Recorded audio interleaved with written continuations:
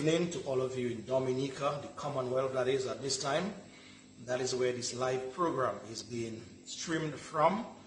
Those of you in the region from Jamaica, Cuba, in the north to Trinidad in the south, that regional space, pleasant good evening to you. Those of you further afield, some of you it's already the next day.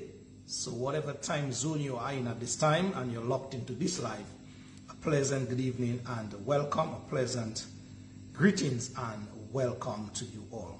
Wherever you are at this time, it is our time each and every Saturday from just about 6 o'clock. And the song that I normally, usually, always starts off with is one from Lucky Dubby. And the punchline in there is we have to be united against being divided. That's a powerful line indeed. Again, yes, we have to be as a people united against being divided. Think about that, folks, as we continue to move on here. Those of you who are going through this cold front at this time, meeting Dominica on the U.S. mainland, I have an idea how that feels, yes? But it is what it is. Thank God for His doing in terms of whatever He chose to send our way. Thank you very much, folks. It is the 18th night of January 2025 in Dominica, and that is where I would like to make a very prompt start with you guys. For those of you who don't know or who could not remember, this program is just 1 hour. So you have to you must be very attentive to what is being said here in that 1 hour. From last year, I told you guys I'll be streaming it down to 1 hour so that yours truly could do much more in terms of community engagement with my next hour. Yes, and that is what I have been up to for this year. Decide to just tweak it a bit. So you'll be hearing much more of that community engagement with yours truly and others in the Dominica community, wherever it is. So again, I want to thank all of you and welcome. This evening, folks, we're going to deal with primarily two topics, and these two topics basically are: one, we're going to put the man who sits in the chair of Prime Minister in Dominica, Roosevelt Skerrit, on notice that whenever he chooses to bring those bills of his to Parliament in terms of the second and third reading, and which will be made law, then we want to put him on very high alert that the people of Dominica, the conscientious ones of Dominica, those who love this country, those of us who really and truly appreciate this country very much, and in order to maintain law and order, we are putting him on high alert, on red alert, that the people of Dominica, we are ready, really ready to push back anything and everything in terms of any bogusness that will come through as it pertains to these bills in order for freer and fairer and much more transparent general elections in Dominica. So that is first up. And again, I just want to repeat, the people of Dominica, based on what I've been hearing and seeing on the ground, we are readying ourselves to do the necessary pushing back so that these bogus bills, whereby Roosevelt would want to make them into law in order to continue to steal elections in Dominica, we the people, we will be having none of it. And so we know it's going to be a very rough road ahead, but that is how I want to start in terms of the empowerment of all of us in Dominica. Those of us, as I said, who truly love this country. Whether you're young, you're not so young, you're up in age, I know you guys are out there and we are readying ourselves to push back. At least there will be absolutely no compromise. Read those bills. If there is no campaign finance regulations as an aspect to those bills, if there's no cleaning of that voters list, if there's no proper identification system in order that the Dominican people, when they go to the polls, they can be properly identified, and finally, if there's not a re-registration drive. So at least these four aspects, we will be not There will be no compromise. We will not be compromising on these 4. The rest, we can dilly-dally around those. But these, we think they are the key core, the tenets that make up what is truly a democratic country. And so if we pride ourselves to be that, then we are putting that out there. So 1, a re-registration drive is a must. There will be nothing about confirmation. You cannot get good wine out of old wine. You cannot take a bloated list and just try to confirm everybody, those who were not supposed to be there in the first place, on that list because of their own actions. So we'll be having none of that. We are starting fresh, and let us start fresh. It was your word, sir. You spoke about modernization. So if you're moderning things, let us do the modernization as how modernization really and truly should be. So there will be no confirmation.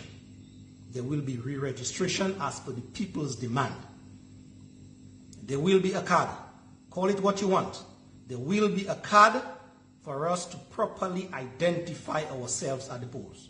Straight up.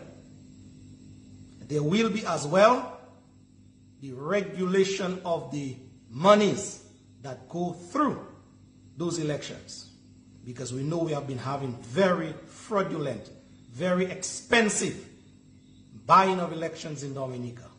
Again, if we are starting fresh, let us start fresh from the get-go. And campaign finance reform, campaign finance regulation, it is one of the aspects that we will not be compromising on.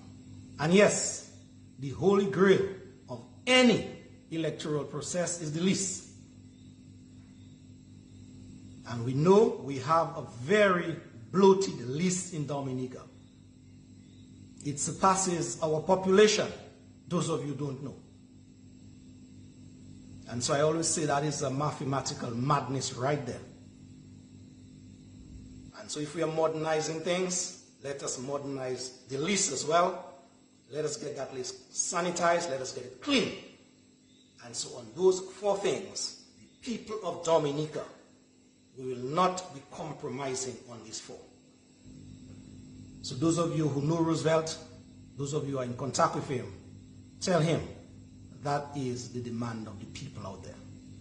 And we're waiting whenever he decides to bring those bogus bills to Parliament, that is the People's Parliament. All right. Having said that, having gotten that out of the way, I think tonight, folks, will only have time to go through in detail a situation that has plagued us for some time in Dominica. There's much talk about it. This gruesome double murder of 2 people in the south of Dominica in the name of Mr. Daniel Langlois and Dominic Machan. This case has gripped Dominica as a country. It has gripped Dominicans as a people. It has also gripped people outside of Dominica, looking on with bated breath as to the many twists, the many turns in that matter, and where it will eventually end up. So tonight, with a very fine-tooth comb, we are going to go through the 15 bail conditions that are attached to that bail condition where Mr. Jonathan Lehrer, the main accused of murdering these 2 people in very brutal and gruesome manner. So we have been hearing the say, or the talk, or the chant, or the shout, no bail, no bail, no bail.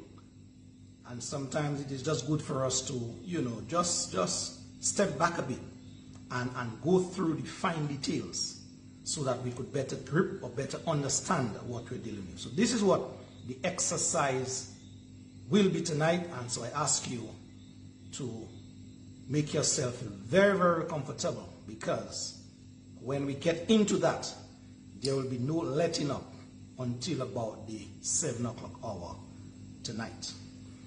Tomorrow evening from just about that time, the Civic Vibes program we will be having a female panel.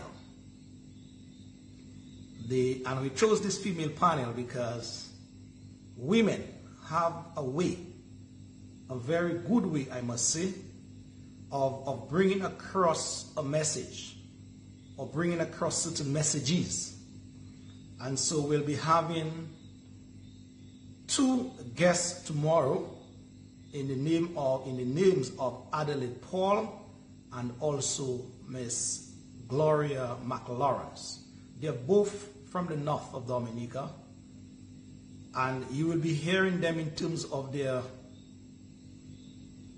pronunciation or explanation of just how fraudulent elections, I mentioned that before, just how fraudulent elections could be to our detriment and has been to our detriment in Dominica. And so these 2 women, I can tell you, they will be doing justice by this topic tomorrow. Your vote, your future. And you'd want to be in tune for that conversation. Your calls, your comments, they will be appreciated, they will be welcome and taken on board as well. So all of you on the live feed, thank you very much. It is 6:15, and so I think it is good time now that we must go into detail as to the subject matter on hand tonight. And that's the situation of Mr. Jonathan Lehrer. All right, let me just pan this camera there so we can follow as I go through this document, and we will have some things to say about it in just a bit.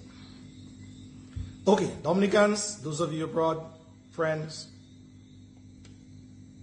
and foes, this here represents the judgment as it relates to the High Court matter where bail was applied for Mr. Jonathan.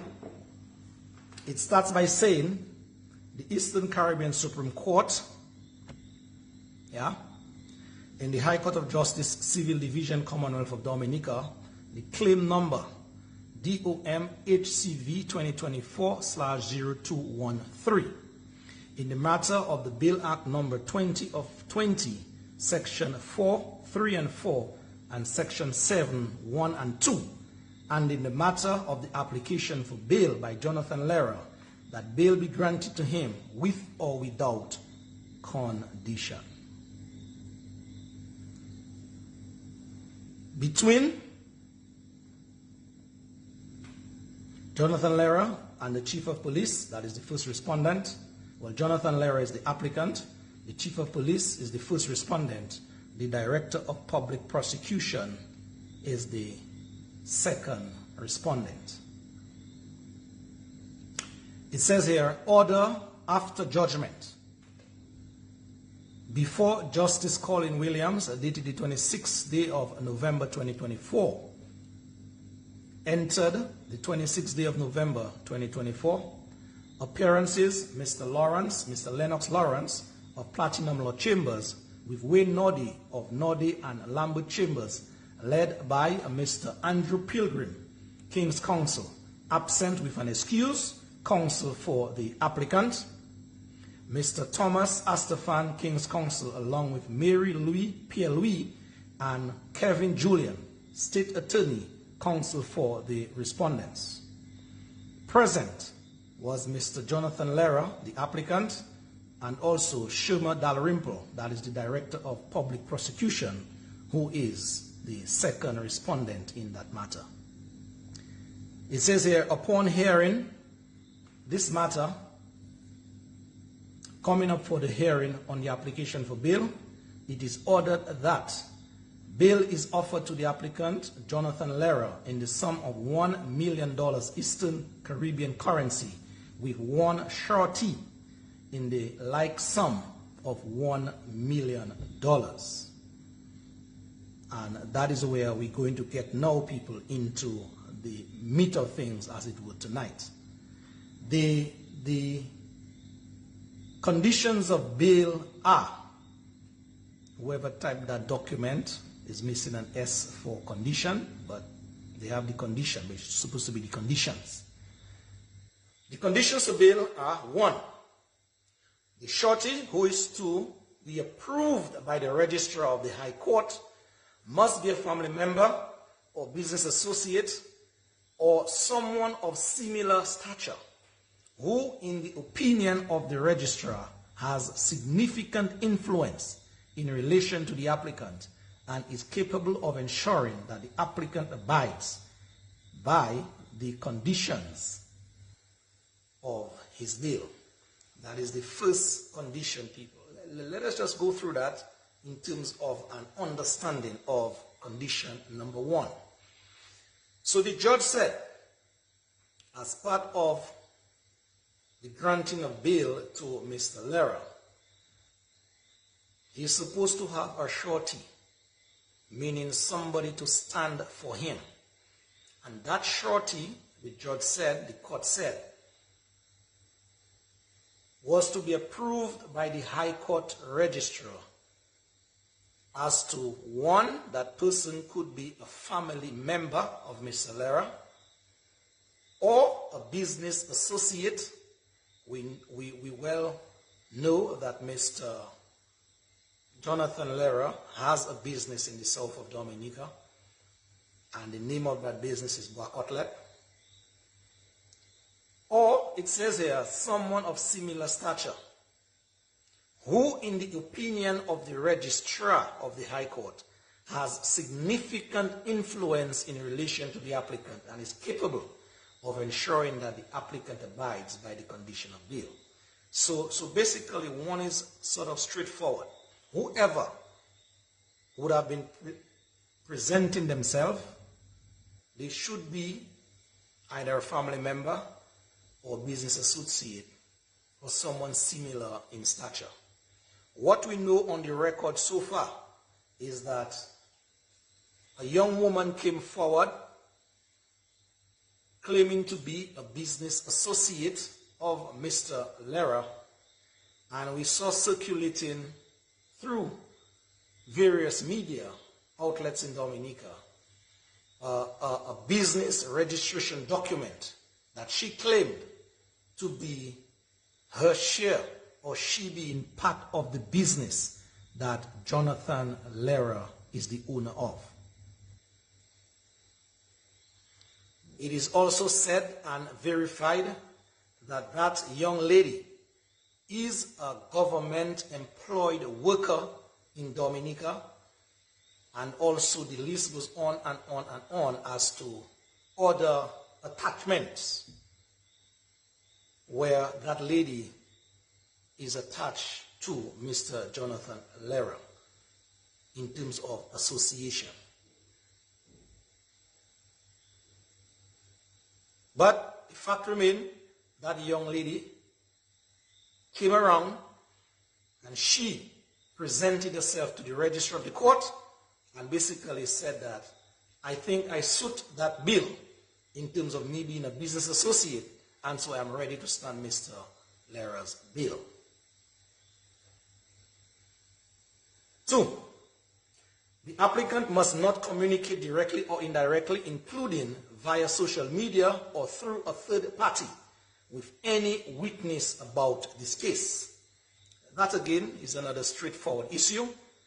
Basically, it says here, the judge said, the court said, that Mr. Lera should not communicate directly or indirectly with any of the witnesses in the matter before the court.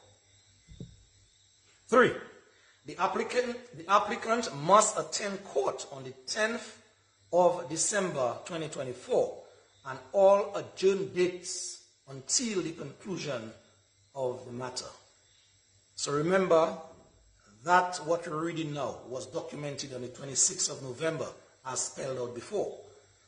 So the judge said that a couple of days later, 10 plus 4, 14 days later, just 2 weeks, Mr. Jonathan should reappear in court and all other adjourned dates until the conclusion of the matter. That again is another straightforward condition. 4, it says here, the applicant may be permitted to travel out of the Commonwealth of Dominica for medical purposes, but must secure the approval of a judge of the High Court and provide details as to the dates of travel, including date of return, proposed address while overseas, and the medical facility he attends to visit. So what we have been hearing, folks, in that matter, the application for bail by the lawyers of Mr. Jonathan Lehrer, is that it is said that Mr. Jonathan Lehrer is suffering from some sort of medical condition, namely prostate cancer. And he would like to travel to the United States. A state was mentioned, Texas, we heard, to get that kind of medical treatment that he so needs and desire to treat and maybe cure that prostate cancer situation which he alleges. And so it's on that ground, that primary and focused ground, that I believe the judge of the High Court granted him that bail that he was seeking. So it's basically on a health-related issue. But it says here that the judge told Mr. Lehrer that he would have to provide the judge of the High Court all dates, date of travel, date of return, his address overseas, wherever he will be staying overseas, and the medical facility that he intends to visit for that treatment. That's at condition number 4. Condition number 5 reads, the applicant would have to provide proof to the registrar that he has revoked his American citizenship prior to being allowed to travel out of the Commonwealth of Dominica. Now, that is where, folks, it gets very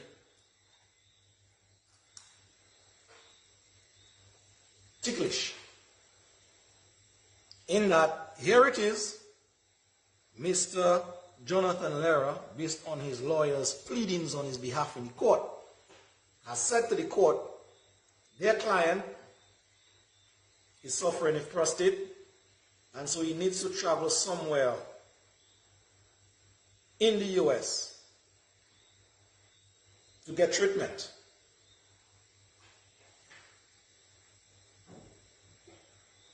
The court basically went with their allegation,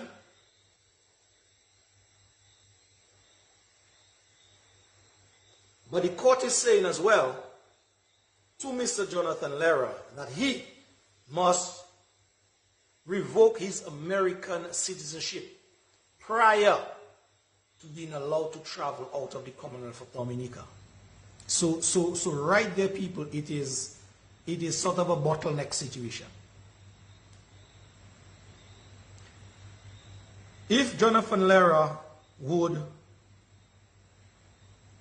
want to go out of the country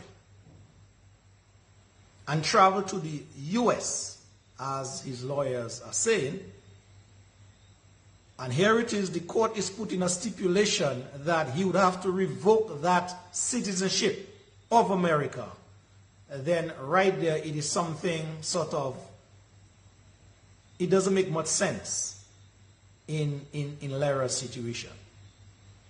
And so I want to think that is why there was an application to sort of review by the High Court some of these conditions. And I am thinking, based on what went out of the court or came out of the court, at least number 5 was high up on the agenda in terms of the amending or asking the court to amend certain conditions re Jonathan Lehrer's bail. Because here it is, he said he wants to go to Texas to get treatment, but the court is putting an order, or making an order, that the document that he would need to travel to the United States that the court is asking him to revoke before he can leave the prison. And so we can well imagine now the sort of quagmire that Jonathan and his team, they have found themselves in the court. Now, prior to coming here, I made a couple calls. And the calls that I made, they were to basically get a better understanding of what would it involve in an American citizen now revoking their citizenship.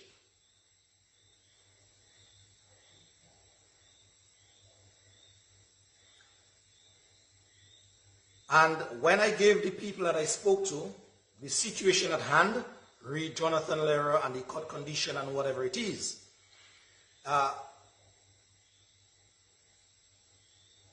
the common understanding by these people was that for an American to revoke his or her citizenship, it is not as easy as 1, 2, 3. Number one, the people told me that there's a process, and that process would include, one, making an application to an embassy to make an appointment. Once that appointment is made, a date is given,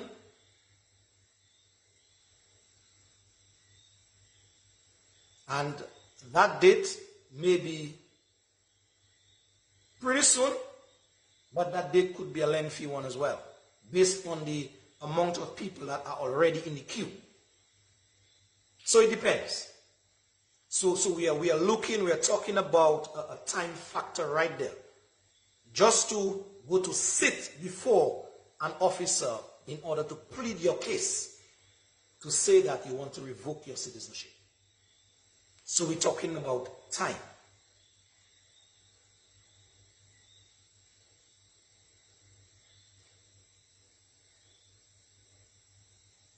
I was also told, once that appointment is made, and whoever it is, then in that case it would be Jonathan Lehrer, would come for that appointment, sit before an officer. Then that person would have to clearly state their case as to just why they want their citizenship to be revoked. And so that matter would be heard, and a sort of discussion and even a cross-examination would ensue. Now, this case of Jonathan is a highly publicized case so far, and he being an American citizen, there is a 90% chance, 99% chance that that case is already documented where the American system is concerned. And so they would be well apprised of Jonathan, what he's alleged of, what he's accused of, what he's charged for. And now he showing up himself to an embassy in order to get that citizenship revoked, if that was his move. And so the people went on to tell yours truly, it is not as easy as 1, 2, 3. And so with that case in the air already, it would be double difficult.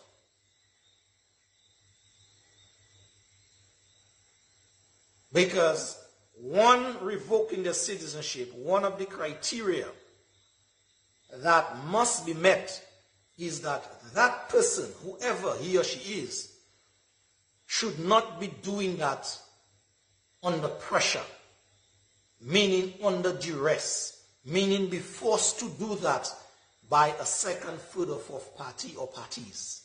And so right there, Jonathan Lehrer would be facing a serious uphill task to get that citizenship revoked. Because in the people's mind, they told me that it would be the court in Dominica is putting that pressure now on Jonathan to revoke that citizenship. And so he would not have been doing it through his own free will. And so right there, it would be very, very difficult a chance for that citizenship to be revoked. That is what I got in terms of information just preparing for tonight's program. So that would be number 5. Number 6, it says the applicant must provide a sworn undertaking that he would not seek to reactivate his American citizenship whilst on bail. So basically, that is just a continuation now of the trials and tribulation. Read that citizenship affair for Mr. Jonathan. So let us say he got through E5 by some magical means. The court is saying, when on bail, the applicant must provide a sworn undertaking, meaning before he leaves Dominica, before he leaves the cell, before he leaves his holding cell, that he must swear to a document that he would not seek to reactivate his citizenship whilst in America, or his American citizenship whilst on bail. And so again, you could well imagine, as I said before, that very ticklish position that Jonathan and his team would have been in terms of the bail conditions. Hence, they were trying their very best to get the High Court, get the judge to remove or lessen some of these conditions so that their client could travel. 7 says, the applicant shall file, if necessary, under seal, an updated medical report upon any travel overseas. So apart from what his lawyers would have said to the court, he's sick and would want to travel, the court also said before he leaves the country, he would have to update that. So medical report would have to come in, indicating to the court that yes, it is a life-threatening situation where his health is concerned, his life is at risk, and so he would have to be treated in order to avert some situation where his life may be taken. 8, the applicant must commit to returning to the Commonwealth of Dominica upon conclusion of any medical procedure and to not travel to and remain in any third country, that is, any country other than to which approval was given. Now, the question that arises at number 8 in my mind, and I would want to think in your mind as well, is that where this bail condition stipulates that the applicant, that is Mr. Jonathan, would commit or must commit to returning to the Commonwealth of Dominica upon conclusion of his medical procedure, the question that arises at that statement is, who or what would determine the conclusion of that medical procedure? That is a question that is left for you guys to ponder on and understand what we're dealing with. It also indicates that, and not to travel or to remain in any third country, that is any country other than which was approved for him. So let us say he concluded his procedure in wherever in America. The court was forbidding him, or is forbidding him, to go and stay in any other country. When that was done, but he had to return to Dominica. Basically, that is what that condition is saying here. And 9, it says here, the applicant shall provide a solemn guarantee to pay for any and all expenses that may be incurred by the state in seeking to have him return to Dominica in the event that he does not do so voluntarily and immediately after his medical procedures. So you see this word there? Voluntary and immediately. These two words, they hold a lot of weight in number 9. So it's not a situation where Mr. Jonathan Lehrer, that the court is saying, you could finish up that procedure and you could come back to Dominica at your own free will. No, at your own timing. So as soon as that procedure was done and dusted, the court is saying that he should return to Dominica immediately and do so voluntarily. So the court wouldn't have to, put some measures in place to get him back to Dominica. He also stated here that just in case he did not return voluntarily, then whatever the state would incur to get him back to Dominica, that expense would be on him. 10, we are moving on. The applicant shall provide an irrevocable consent to be extradited. Let me take that again. The applicant shall provide an irrevocable consent to be extradited. Such an undertaking would indicate that he would not contest extradition should it become necessary to seek his extradition.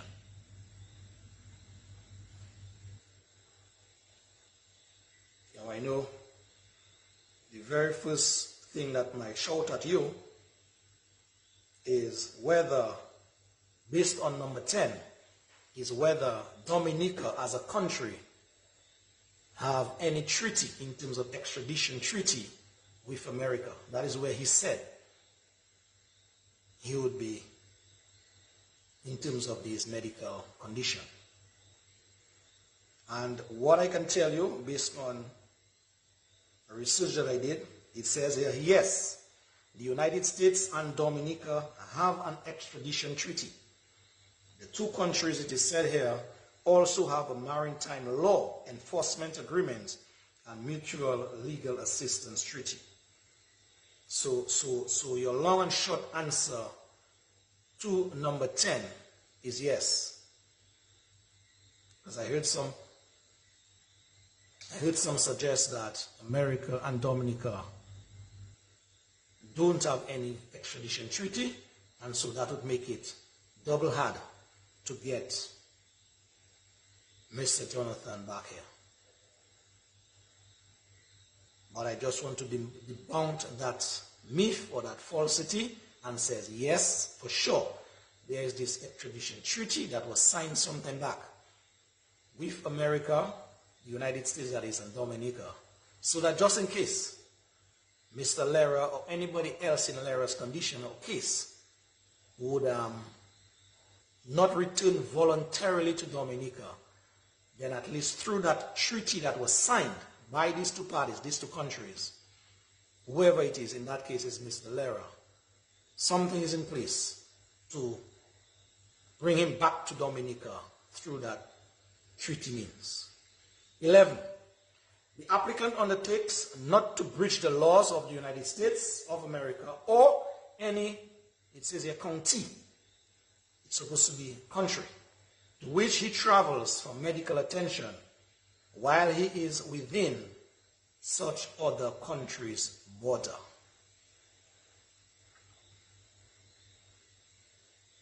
I don't want to knock our court system or clerk or whoever it is, but these legal documents, they're supposed to be written, vetted 1, 2, 3, at least 4 times before they are published. Because minor errors like that could have somebody off the hook by such errors. And for sure tonight we already spotted 2 errors there, and it leaves room for tightening up of these things. Whoever, the clerk or whoever in the court is pushing this document. The registrar, you signed it, and so the onus is on you as registrar to have gone through that document with a fine-tooth comb and make sure what you are fixing your signature to is really and truly that you want out there. Just something on the side for consideration. But let's get back to number 11. Basically what number 11 is telling us here, that Mr. Lera should not break the law in the United States or any other country that he would have been in whilst on bail. Because I am now thinking in the court's mind, if Mr. Jonathan Lera would have broken the law in the United States or any other country, then that country would have to also deal with Mr. Lera as well in terms of breaking their law. So which means he would now have to stay much longer in that country for that country to deal with he breaking their law or laws. And so that now could hinder Dominica and the case moving forward where Lera is concerned. So in the judge wisdom, I thought that was very wise, a condition to have plugged in there, among the others. 12 says, the applicant prior to any overseas travel shall consent to having a tracking device fitted to his body. I know to us in Dominica, 12 may be a very new thing, but this case is a very unusual case where two people were brutally cut down, and so far, based on what we have been hearing, it is not looking good for the prosecution, I must say. And so I think that the judge and the court had to put these measures in place to at least provide some kind of semblance of justice. Now, this tracking device, people, based on what I know so far, is that the judge is requesting that a device be fitted on Mr. Lera's body whilst on bail, so that he could be tracked.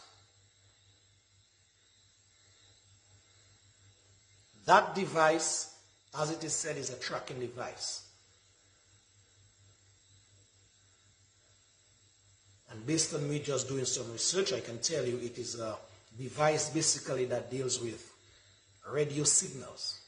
So it is fitted on your body wherever it is placed, but whoever is monitoring that tracking device will know in real time where is Mr. Lera in that case in terms of time and location. That device, or these devices, they normally operate on a GPS system, meaning a global positioning system. So those of you who are technical in nature, you will have an idea what is being done here.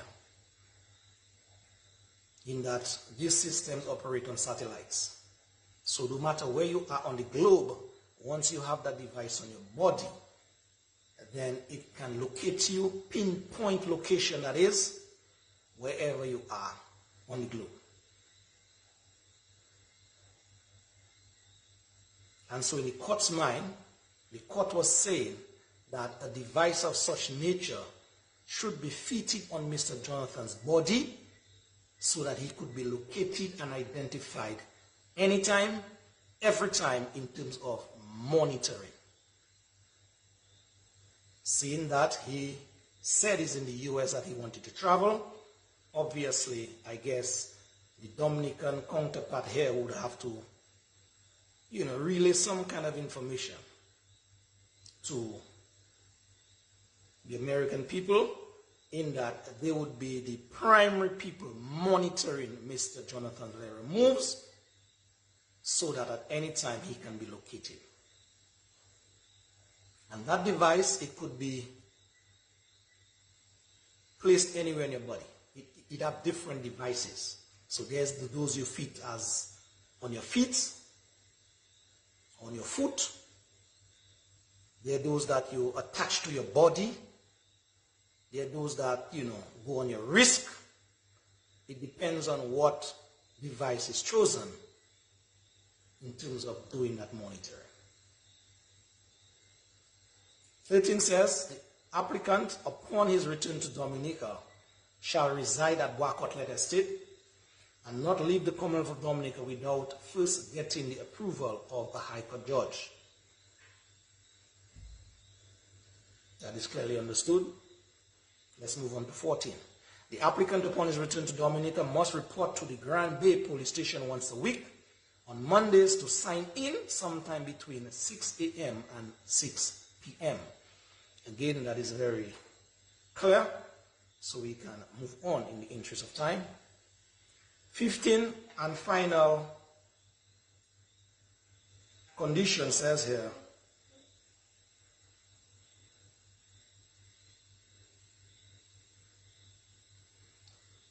if the applicant breaches any condition of his bail, or if he is charged with any offense anywhere which has a prescribed penalty of at least 2 years imprisonment, then his recognizance becomes liable to be forfeited and his bail may be revoked. 15 is a very interesting condition. And we heard and saw what went on, I think, sometime earlier this week. I think Thursday or Wednesday it was, where Mr. Jonathan Lehrer was brought back or was charged with gun and ammunition charges.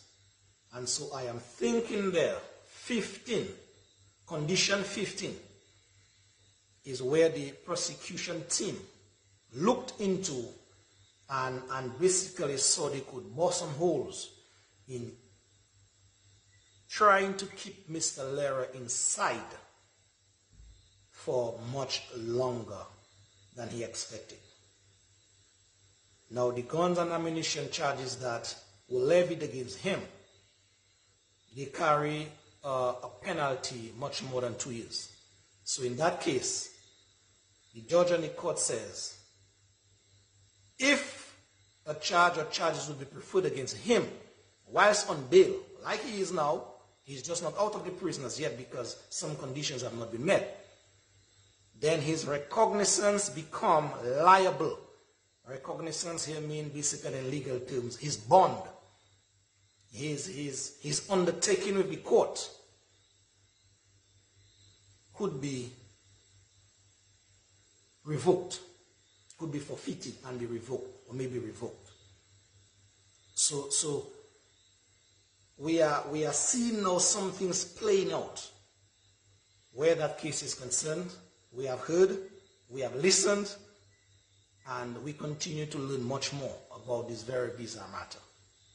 So that is it basically in terms of the 15 conditions that was levied against Mr. Lehrer.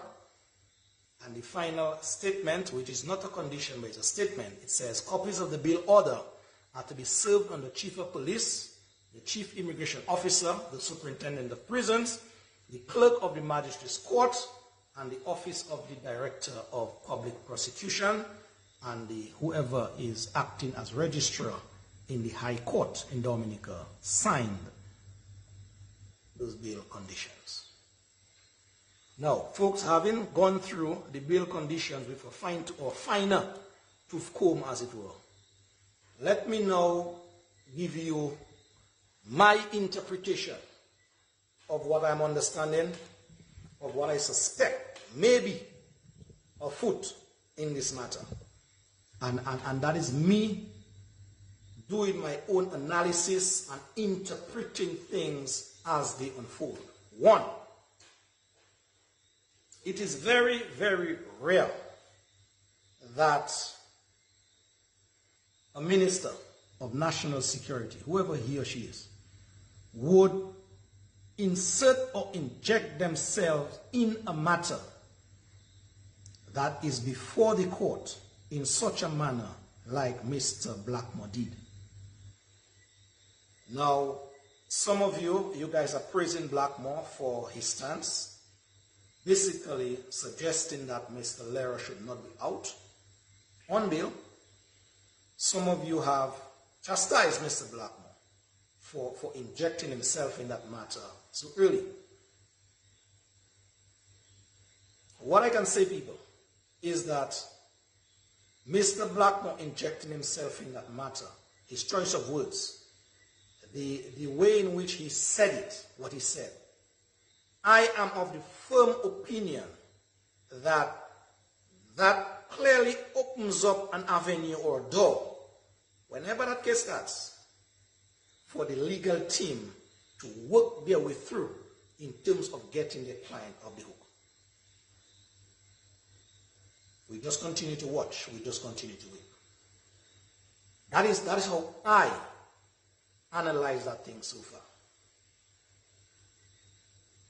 Blackmore is not somebody in the street in terms of his position. Blackmore is the Minister of National Security in Dominica.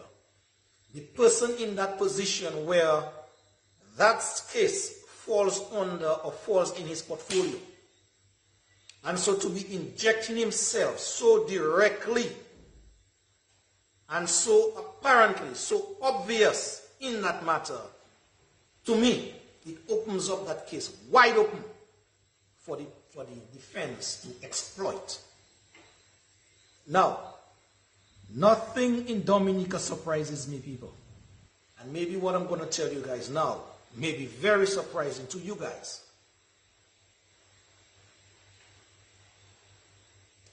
I am asking the question now.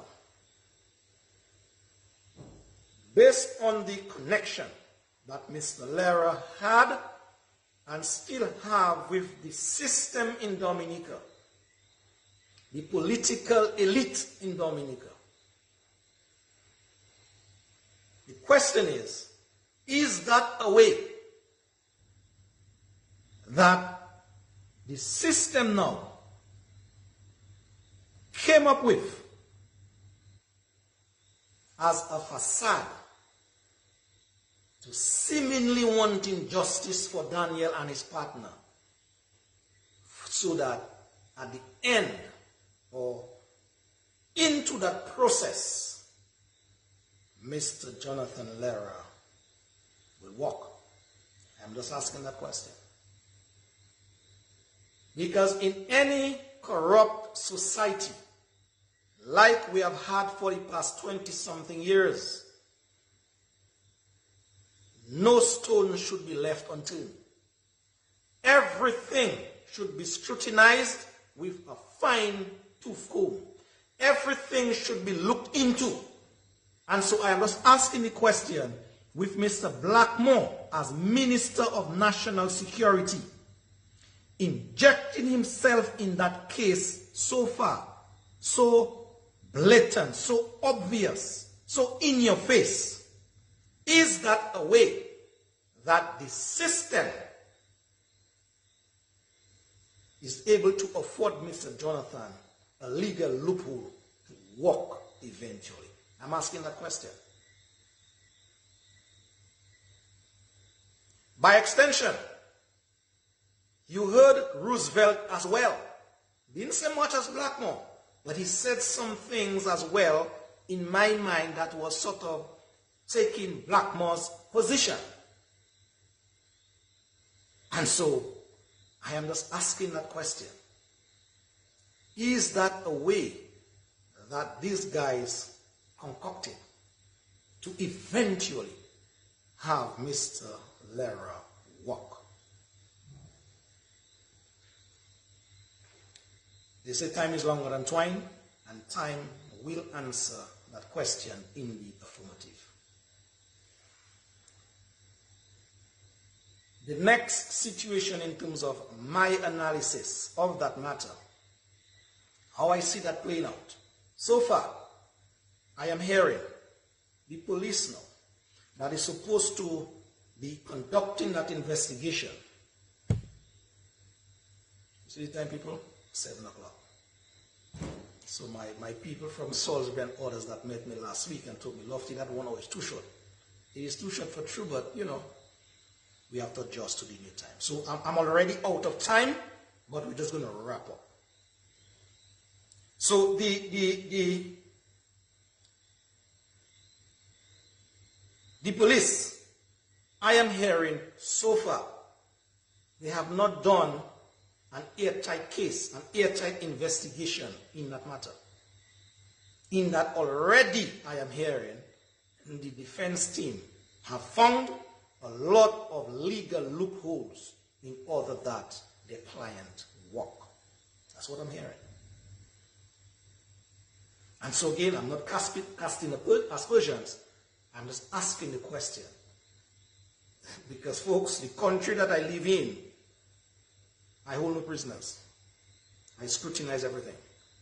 Is that another way from the police end now doing such lousy, clumsy investigation with holes all over it? Is that another way, a plot to get this brother to walk? These are just questions.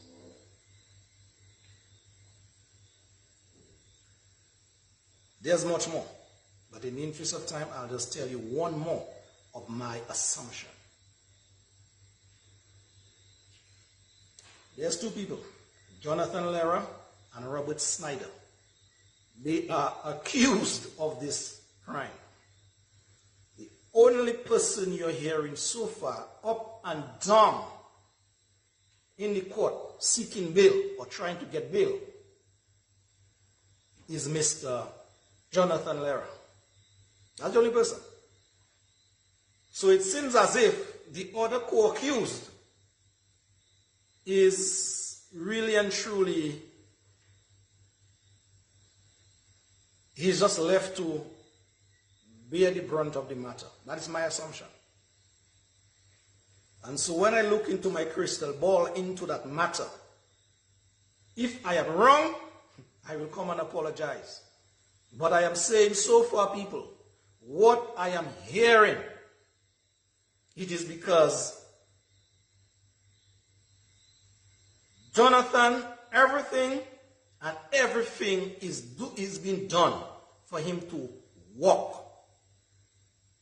And Mr. Robert Snyder, his partner, allegedly that he brought down to help him execute that brutality in terms of the crime, will eventually be the one to face the music.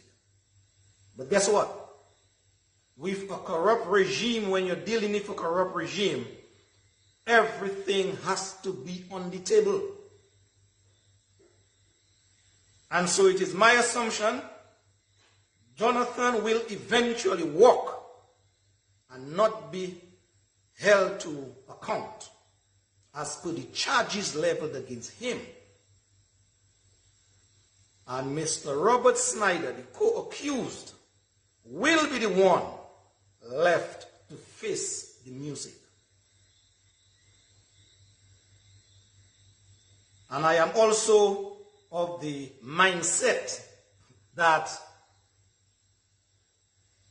with all his monies floating around, a hitman, if the allegation is true, a hitman hired to do such crime will not do that for 2 pence, will not do that for $5. And so with the amount of money that is around that case, Jonathan being a passport peddler, the bond of $1 million EC was like peanuts, I am hearing, to come up with or to show in order that he be on bail. I am also now assuming paying Mr. Snyder to take the fall is like a walk in the park.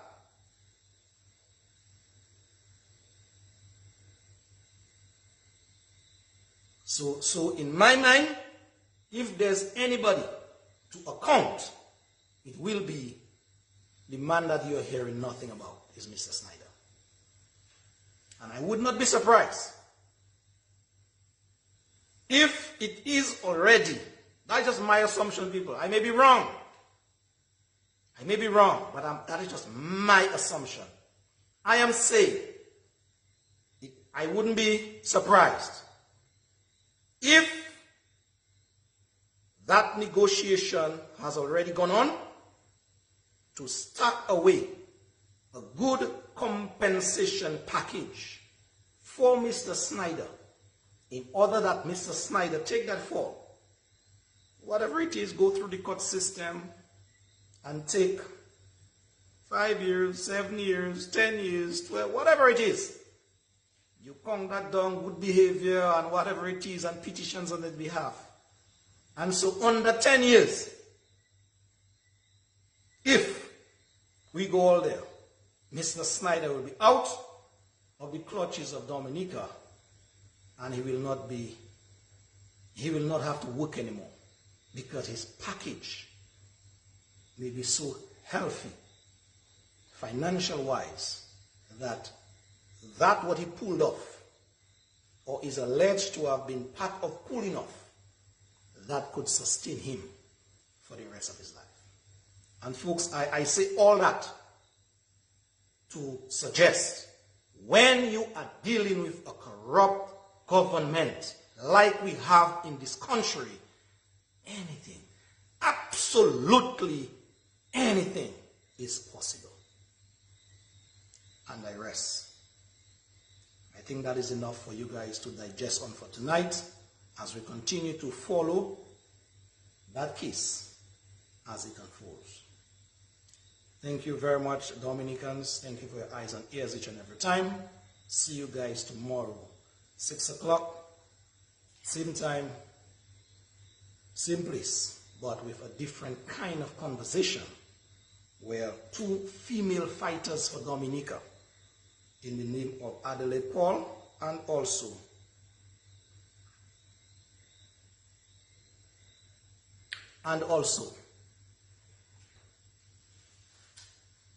Miss Gloria McLawrence, will be treating us tomorrow with a conversation about country where fraudulent elections they are concerned, and how these type of elections can have us in the exact quagmire where we are for 20 years on.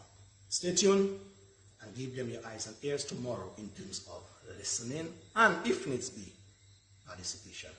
Thank you very much. I'm going to leave you with a track.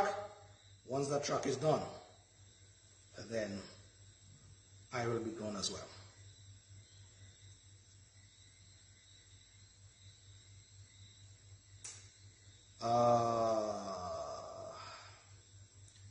There's a particular track that I fell in love with the other day.